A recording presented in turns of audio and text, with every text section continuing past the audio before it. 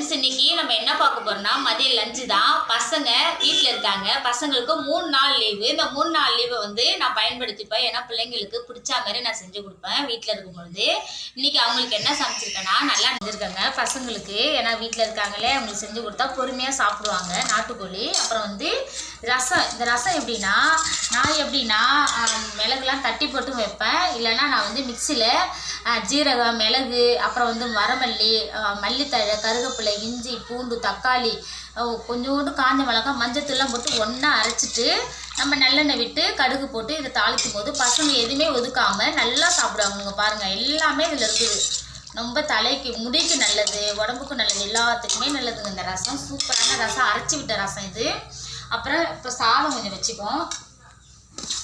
கொஞ்சோண்டு சாதம் வச்சுக்கோம். எப்போதுமே நம்ம வந்து நாட்டுக்கோழி செய்யும் பொழுது நம்ம தண்ணியாக தான் செய்யணுங்க. அப்போ தான் நல்லாயிருக்கும். இங்கே பாருங்கள், தண்ணியாக நிறைய குழம்பு வச்சுக்கணும். நிறைய குழம்பு போட்டுக்கிட்டு சாப்பிடும்போது அருமையாக இருக்கும்.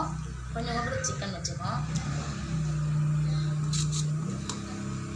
இவ்வளோதாங்க. இங்கே பாருங்கள், சூப்பராக இப்படியே தண்ணியாக இருக்கணும் குழம்பு. அப்போ தான் நாட்டுக்கோழி குழம்பு தண்ணியாக இருக்கணும். நாட்டுக்கோழி குழம்பு சூப்பராக இருக்கும். இதேமாரியே கொஞ்சம் இன்னும் தண்ணியாக வைக்கலாம். நான் கொஞ்சம் கெட்டியாக வச்சுட்டேன். சூப்பராக இருக்குது.